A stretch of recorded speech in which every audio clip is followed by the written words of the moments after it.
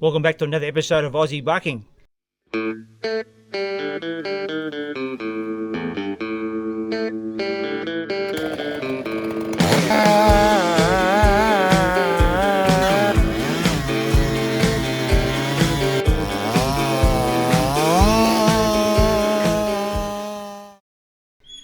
About 12 months ago, my son Byron at MtBinga did a Flail mower review. He just brought the thing and we put it on our channel. We shared it with all our subscribers and viewers.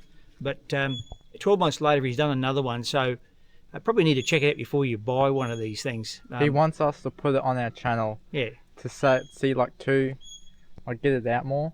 Yeah. So just to share it out there, what he found with it over the last 12 months and what the dealer found with it as Byron tried to deal with the dealer. So yeah, hope you enjoy it.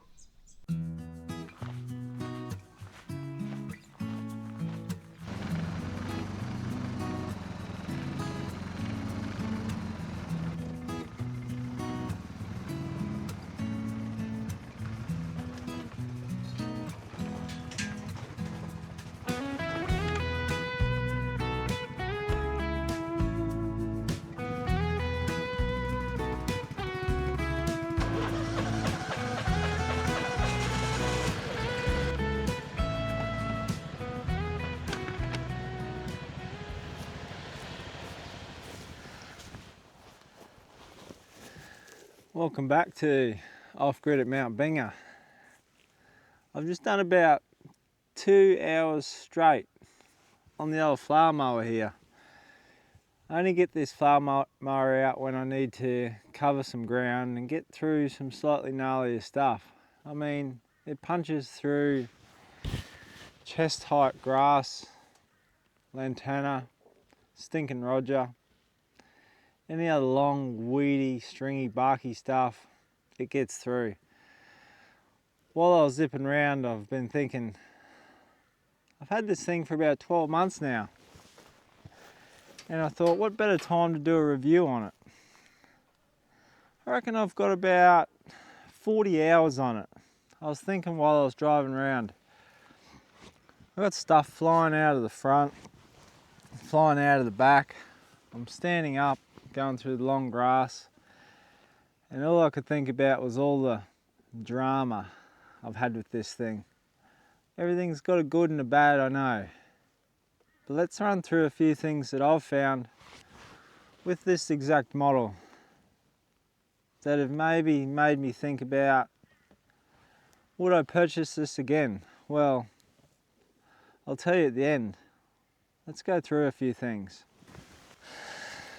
These big old tyres here only take about 12 psi. They're quite soft, and what I've found is that more than soft, they're quite weak. They're a 2-ply and they're nowhere near strong enough.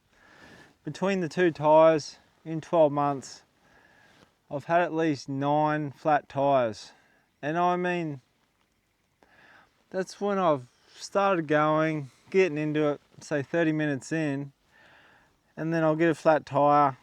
It'll slowly go down until I'm hitting the dirt on one side, and I have a look around. There's all these rocks and dirt flying out the back, and I'm like, oh, not another flat tyre. So I bring it all the way back up to camp, patch it, get it going again, head out, just to find another flat tyre. It's been nothing but flat tyre after flat tyre after flat tyre. And as I look at this tyre right here, right now, I can see some of the goop that I've put in previously oozing out already. So in the last 2 hours, I've picked up another flat tyre. Our land here is not super spiky, there's no big prickles. You'll see in the video that it's actually quite nice. Mostly cleared at the front third of the block. All I do now is just manage the long grass. I don't hit rocks anymore. I don't hit big trees or bark or big logs under the grass, so these tyres here just don't cut it. These big screws here are for the height adjustment. I run this flail mower about 3 inches off the ground. as in the bottom of the hammer that comes around, I run it about 3 inches. So the grass is about that big once I pass through it. Now I'll run over grass this high, it'll suck through, it'll absolutely turn it up. That thing's a bit of a beast, that motor, but we'll get to that. My point is, these big dials here are the height adjustment, and this thing vibrates so much that if I don't have these tyres on, this thing will screw itself down, down, down, down. Same thing, it'll hit on the ground. There's no actual lock, pin, or stopper, or anything that I can stop this thing from doing that. So I've just come up with this bit of wire and I tie it off. I like to run this chute absolutely wide open. The more stuff I can get out the back, the better. The quicker it comes out, the better. I'm not going to close this down and try and mulch stuff. That's not my plan here. So this chute at the back here can be adjusted to go all the way closed or even higher than this. But I just like to run it nice and level with the machine, and it just spits out everything straight out the back. I've got another vibration issue here. This here's the handle for the height adjustment on this back gate like we just talked about. Now it did have little knob handles on it. They're both vibrated off, and they vibrated off a long time ago. This actual whole handle setup right here has fallen off before, and it was months before I found it again. And no joke, just the other day I did find it way down the front when we were going for a morning walk. So I've put it back on, and I've put a lot of Loctite in there, and so far so good, it's holding on. This Flail mower and Loctite should be in the same ad, because without Loctite I don't think this mower would exist. So as we work our way around here, I'm just thinking of all the things that have gone wrong. I had some serious fueling issues early on with this mower. I'd run it for, it was about 40 to 45 minutes, and it would just stop. I'd jump off the four-wheeler, come back here, pump it up with the little fuel pump here, and it would start again. We'd go for another 15 minutes, it'd stop. It did this for months, and I just put up with it. I'd just pack up after that. The next time I went mowing, same thing. So I'd only get about an hour each time out of it, and I got to the point where I was very over it. So I started pulling it down, asking friends, trying to diagnose it. Turns out it wasn't a fueling issue at all. It was the oil pressure sensor that was saying that the oil was low. And don't worry, I check the oil every time I get on this machine. I clean the air filter every time. I dip the oil stick. It's always got oil, so there's no problem there. It was just giving a false reading constantly, saying there was no oil, and it would turn itself off. Obviously then it would reset. I'd start it again, same thing, oil pressure sensor. It was that giving me all those issues all along. So it wasn't fuel issues at all.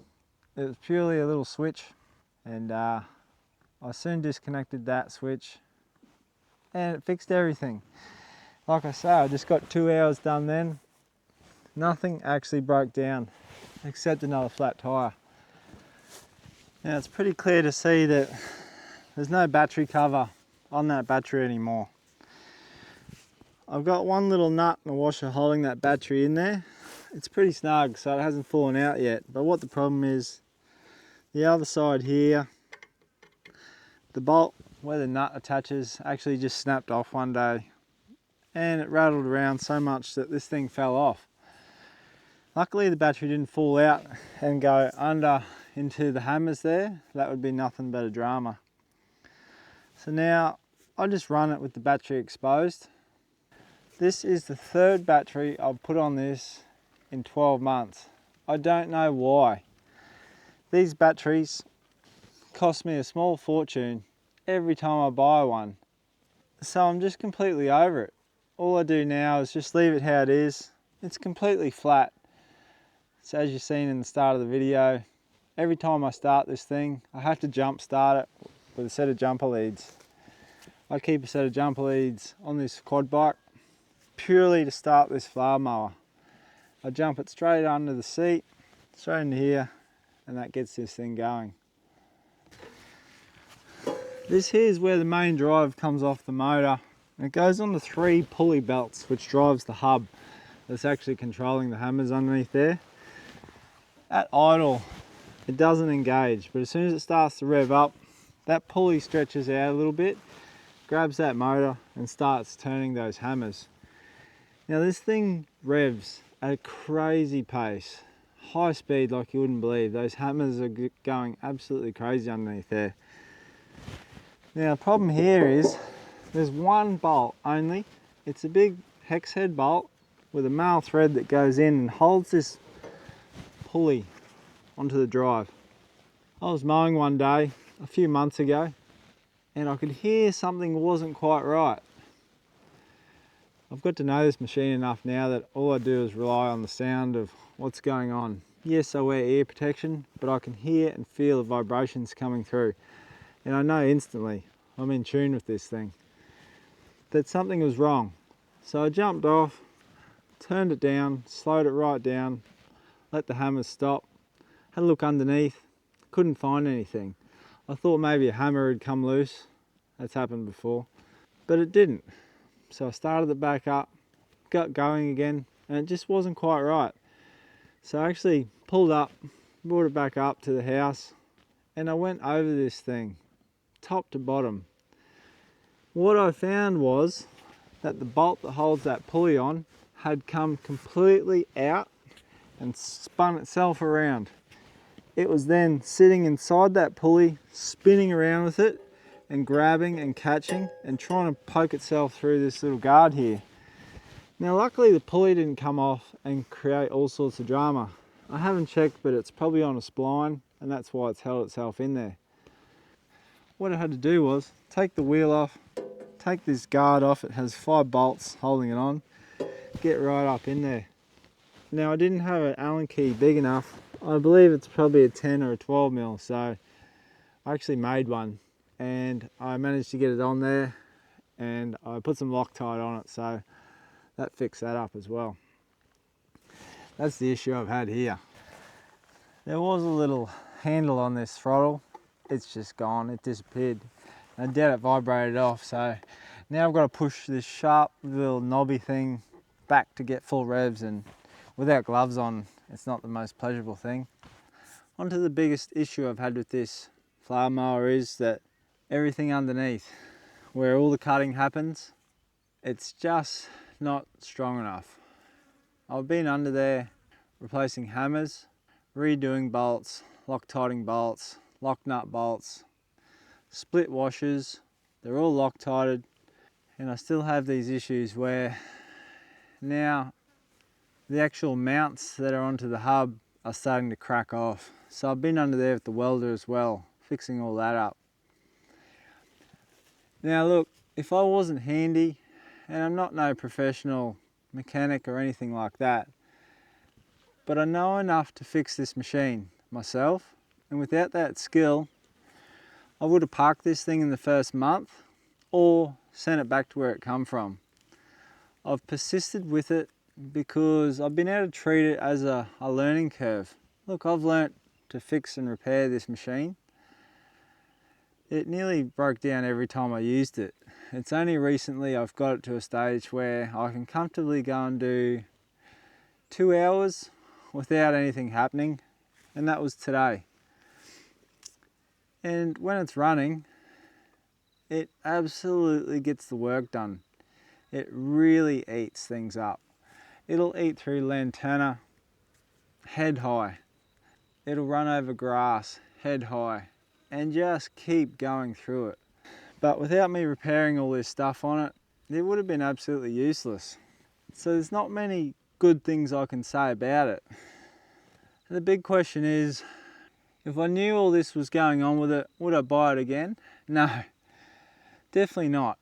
I would not spend $500 on this thing brand new if I knew the issues that were going to come with it.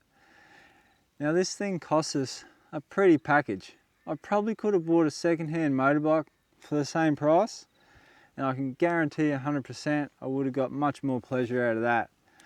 But on the other side of things, without this flail mower, I would still be driving around on the ride-on trying to get through all this grass. I'd still be pushing up piles of lantana with the bobcat. And yeah, it's great when it's going. Is it worth it? I don't think so. Would I buy it again? Definitely not. Would I recommend it to anyone? No, I wouldn't. Go look for something else. Look for a different brand. All these issues have built a real love-hate relationship. But I'll tell you right now, there's more hate than love. Anyway, there's not much more I can say. I just noticed there's a guard there. It snapped off one day, and you'd think I'd be able to find it. I'm all over this 100 acres like you wouldn't believe, and I know exactly where I've been mowing, what I've been doing. And you think I can find that guard? Haven't found it yet, so I tried to re-weld it on and it just fell off again. Like I say, they're all vibration things. Well, I hope you got something out of this. This is the old flail or fail. And this right here is an absolute fail. That right there is the project we need to get back into. So I hope you've enjoyed this little review. I haven't got much good to say, but all is well. We're doing well. It's not going to ruin our lives. It's just not the best machine that you could buy.